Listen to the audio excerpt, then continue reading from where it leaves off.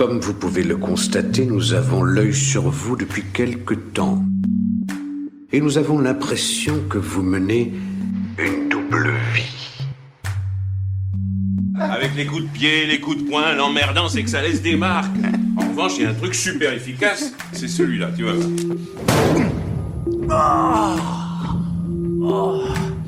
En dernier, la tête. Ça trouble beaucoup la victime. Elle ne sent plus... Ça suffit. Je vais te démonter. Bonjour, avant de commencer je tiens à ce que tu saches, Anne-Lise, que j'ai toujours eu un très grand respect pour les membres du corps médical et paramédical. J'ai comme principe de toujours respecter les gens susceptibles de mettre leurs doigts ou des objets dans mon corps, et pas toujours pour des raisons très ludiques. Principe de précaution, en quelque sorte. Bonjour et merci pour cette marque de respect pour le corps médical et pour ce principe de précaution. Je ne sais pas s'il est bien nécessaire parce que normalement les médecins sont des gens gentils, sympathiques et intègres, mais peut-être que tu as raison, on n'est jamais trop prudent. Il y a quand même eu des précédents fâcheux dans votre corporation, les docteurs Frankenstein, Pétio, Mabuse, Maboul et Raoult ne sont quand même pas des modèles éthiques très solides, hein? Pour commencer, je vais évidemment te demander comment tu vas. En général, tout le monde s'en fout mais, là, demander à une médecin comment elle va, c'est trop bien. Je suis à deux doigts de te demander de respirer par la bouche et de tousser. Je vais bien, je te remercie. C'est vrai que c'est très bizarre de poser la question à un médecin. C'est rare que les patients, quand je les vois en hospitalisation ou en consultation, me demandent comment je vais. Et quand ils me posent la question, en général, je me retrouve bête à ne pas trop savoir quoi répondre, tellement ça me semble incongru dans ce sens-là. Mais c'est toujours très touchant quand les patients demandent. Je suis touchant. C'est cool. Et j'espère que t'as bien sursauté quand j'ai toussé dans ton casque. J'en ai encore des palpitations et des acouphènes. Madame est joueuse, donc. Je note. Raconte-moi, le plus rapidement possible, parce que j'ai ma TSH à doser, hein? Le thème de ton podcast? Le thème de mon podcast, ce sont les médecins. Est-ce que j'ai parlé assez vite et est-ce que tu as eu le temps de faire doser ta TSH? C'est bon, tout va bien? Ta thyroïde est en forme? J'ai une Hashimoto. Mon corps l'a défoncé comme je défonce des podcasts. Le défonçage, c'est plus qu'un loisir, qu'une passion, ça fait partie de mon métabolisme. Et sinon, pour les personnes pour qui c'était vraiment, vraiment trop rapide, mon podcast, c'est La Consulte, et c'est un podcast entre médecins pour parler de nos parcours professionnels, pour essayer un petit peu de comprendre comment et pourquoi on prend des décisions pour nos carrières. Et évidemment, comme on reste des êtres humains, en général, c'est un petit peu plus complexe que « je voulais juste sauver des vies et aider mon prochain ». J'en connais qui l'ont fait à cause de Mark Green. Voilà, c'est un podcast que j'espère très sincère, avec parfois des moments où c'est un peu plus dur, un peu plus émouvant, ou des fois drôle. Enfin, j'espère que c'est ça. Et toi, tu voulais faire quoi quand tu étais petite? T'as vu? J'ai écouté ton podcast. Alors, quand j'étais petite, je me souviens plus trop. Je pense que j'ai toujours été très intéressée par la médecine, le fonctionnement du corps humain, les maladies. J'ai mis beaucoup plus de temps à me l'avouer et à l'assumer. Je me souviens avoir dit quand j'étais petite que je voulais être prof de sciences, je pense. Ça devait dater du collège à peu près, cette période-là.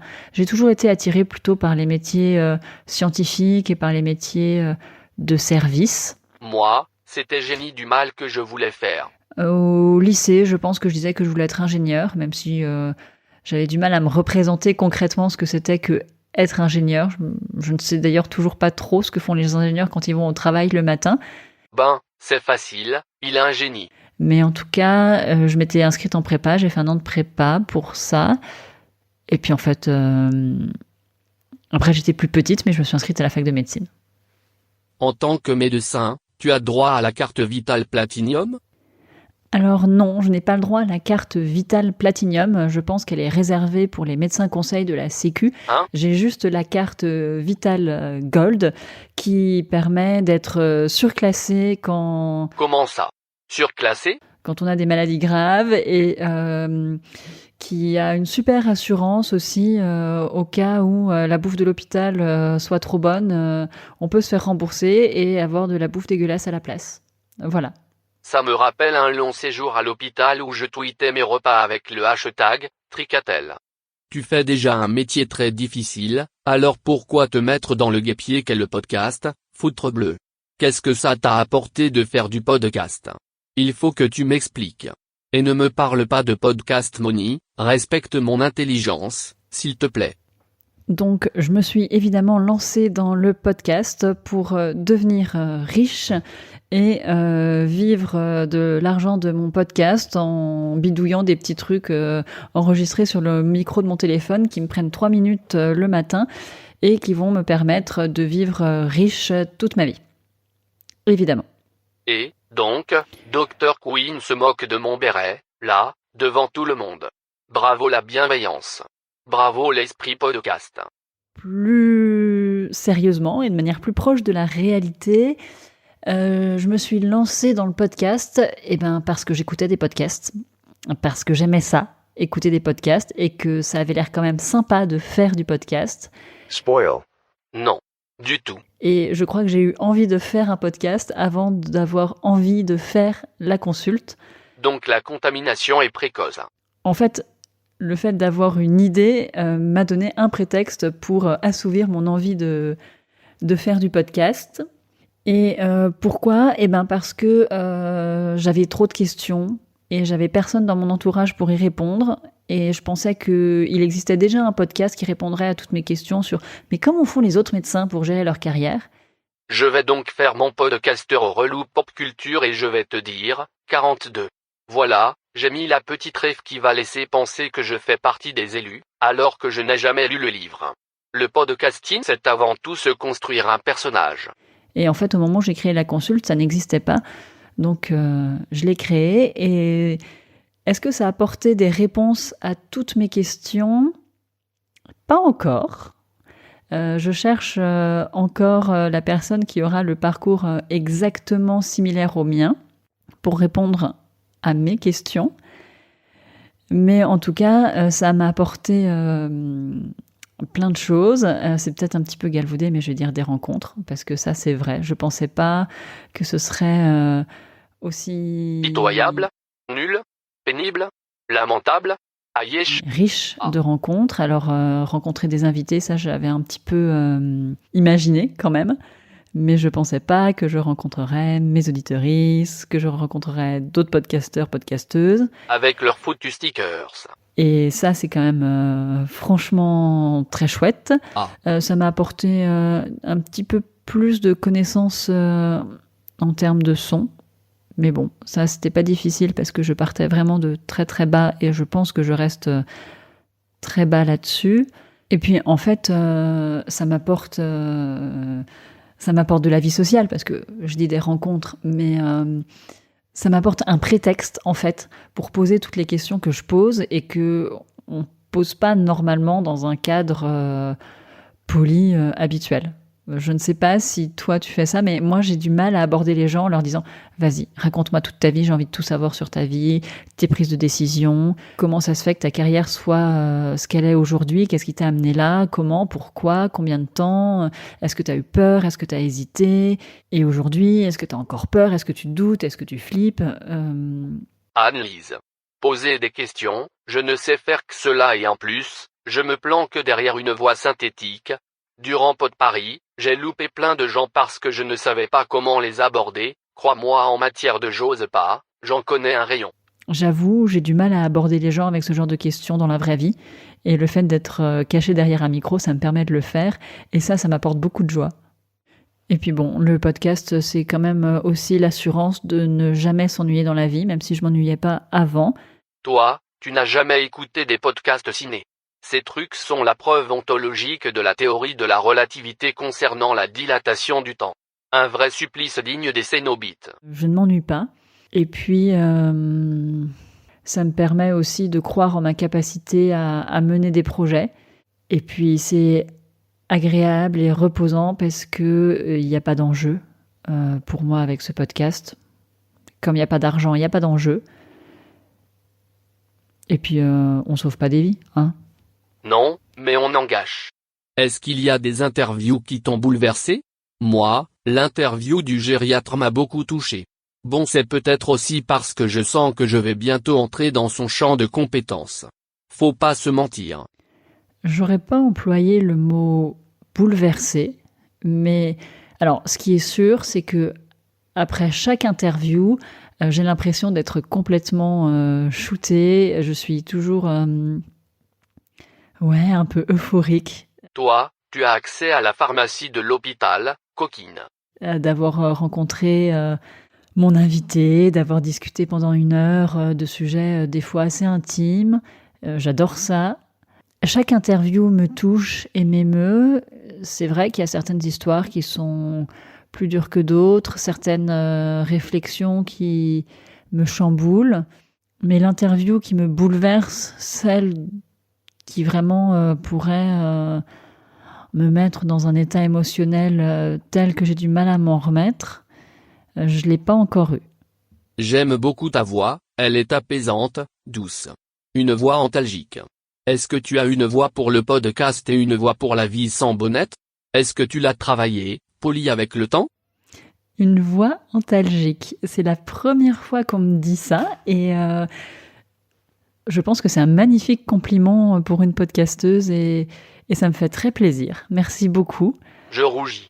Alors non, je n'ai pas 2 voix ni plusieurs. Ma voix de podcast, c'est ma voix de tous les jours. Je ne l'ai pas travaillée, je ne l'ai pas polie. Je n'ai jamais fait de séance d'orthophonie de ma vie. J'aurais tendance à dire que c'est le micro qui fait cet effet-là, mais je sais pas. Il faudrait peut-être demander aux gens qui m'écoutent dans leur casque et dans la vraie vie si j'ai 2 voix différentes, mais de mon point de vue, en tout cas, c'est tout le temps la même voix. Comment tu trouves tes invités? Ça, c'est un truc qui m'intrigue. Vous avez un réseau social à vous? Une amicale du stéthoscope? Et c'est quoi un bon médecin pour toi? Je trouve mes invités tout simplement par le bouche à oreille. On n'a pas d'amicale du stéthoscope, ou alors je la connais pas et j'aimerais bien être invitée. Coucou les amis, s'il y a une amicale du stéthoscope, je suis là. Il existe des groupes Facebook de médecins dans lesquels je traîne un œil des fois pour faire un petit peu de veille, mais je n'utilise pas ce canal pour le recrutement. Je n'exclus pas de le faire un jour, mais pour l'instant, en tout cas, je ne l'ai jamais fait et j'ai pas pour projet immédiat de le faire.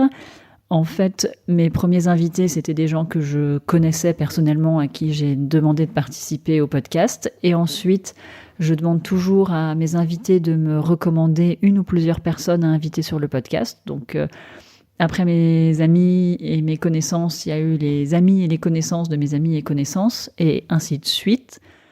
Il y a eu quelques auditeurs, auditrices qui m'ont recommandé directement des personnes. Il y a eu quelques personnes aussi qui se sont proposées spontanément avec des histoires très intéressantes à raconter. Donc le recrutement pour mon podcast, pour l'instant, il se fait uniquement comme ça, via le bouche-oreille et les recommandations d'invités et d'auditeuristes. Pour ma part, je reçois des dénonciations de podcasteries par des podcasteries. Circuit court. Détestation durable. CQFD.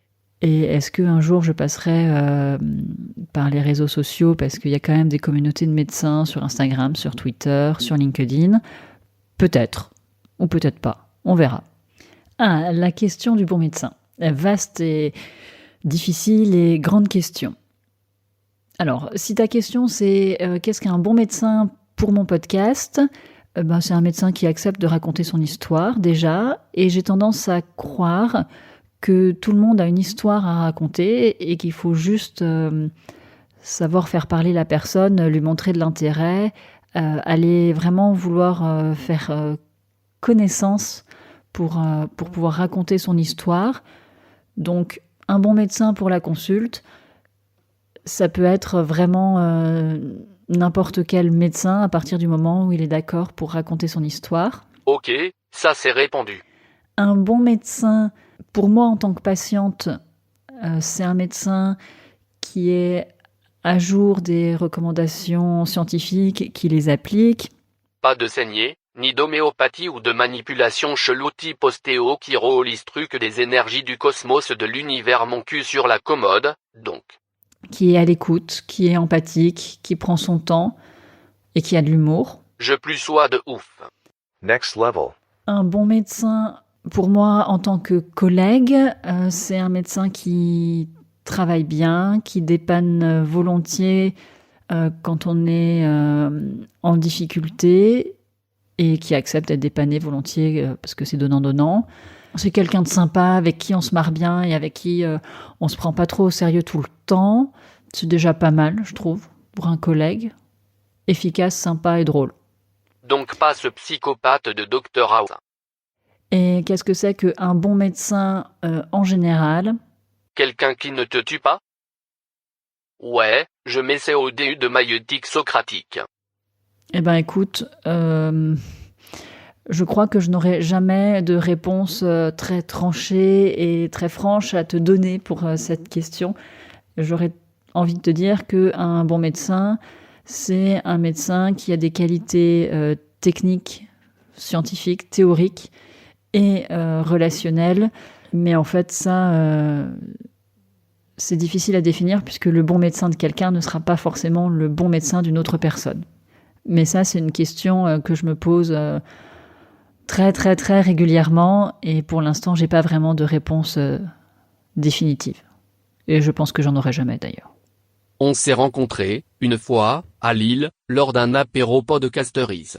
Lorsque Corée et moi avons parlé d'étranglement avec un chapelet anal dans une des aventures du Bourbon Kid, ça n'a pas été trop surprenant? Non, parce que faut dire que l'on est un peu spéciaux tous les deux. Après coup, j'ai eu un peu peur de t'avoir effrayé. J'ai une réputation à préserver quand même. Ben écoute, non, j'ai pas eu peur. Écoute, si vous aviez envie à ce moment-là de parler d'étranglement avec un chapelet anal, pourquoi pas? Je suis pas sûre d'avoir été très contributive dans la conversation à ce moment-là, mais j'ai appris des choses intéressantes. Et pour preuve que je n'ai pas eu peur, c'est que je suis revenue à un apéro de podcasteries, donc moi, tous les sujets de conversation me vont, en fait. Et puis je garde un excellent souvenir de cette soirée. On s'est bien amusé, je crois. Ouais, c'était vachement bien. Et Delphine avait ramené à manger. C'est la cordon bleu officiel du podcast Game de Nordi. À ton tour de t'impliquer, quel podcast tu rêves de démonter? Évite de dire les tiens, c'est trop attendu. Vas-y, Anne-Lise, déchoque-moi tout ça. Alors, dans les podcasts que je voudrais voir démonter par toi, je dirais le podcast de Pauline Léniaud, parce que c'est un des premiers podcasts que j'ai écouté, que j'aimais beaucoup, jusqu'à ce qu'elle oriente son podcast vers le développement personnel, et j'aimerais bien que tu lui demandes ce qui lui a pris de faire ça. Oh, ça m'excite grave, ça. Et je serais très curieuse aussi d'entendre Anne-Claire Leca avec son podcast Antipop, parce que elle a eu un rôle important pour moi dans ma vie de podcasteuse. Elle m'a quand même permis de faire des chouettes rencontres dans sa communauté et de prendre confiance dans mes capacités à promouvoir mon podcast, parce que j'avais quand même un gros syndrome de l'imposteur là-dessus. Et donc, je serais assez curieuse de l'entendre à ton micro. Anne-Claire, je l'ai vu à Pod Paris. Le gars qui t'a dit « Bonjour », c'était moi. Bon, elle a été polie mais surprise aussi. J'ai vu dans son regard l'expression d'un magnifique « Mais qui c'est ?» Je vais lui dire bonjour mais, foutre bleu, qui c'est ce Gugus? Le foutre bleu, c'est ma touche perso pour donner un peu de peps au dialogue. Peps? Ouais, je sais. Ok boomer. Tu peux me remercier d'avoir sacrifié quelques minutes de mon précieux temps à parler de toi. À bientôt. Je te remercie d'avoir sacrifié quelques minutes de ton précieux temps pour me faire parler de moi. Et je te remercie de m'avoir posé toutes ces questions parce que je me suis bien amusée. Eh bien, ça me fait plaisir. Et j'ai eu très peur, évidemment, aussi. Eh bien, ça me fait encore plus plaisir.